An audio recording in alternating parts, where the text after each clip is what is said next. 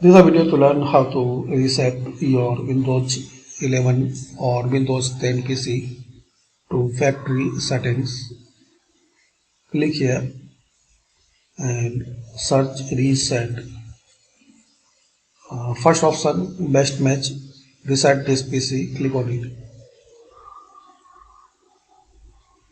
and here in recovery and Windows 11 you will get this recovery option in this left side panel. Click on it, and here you will get this reset option. Click on it. Here is the two options. Keep my files, so it will remove apps and settings, but it will keep your personal files.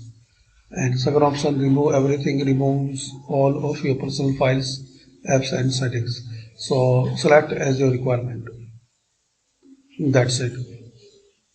Thanks for watching. Comment this video useful for you.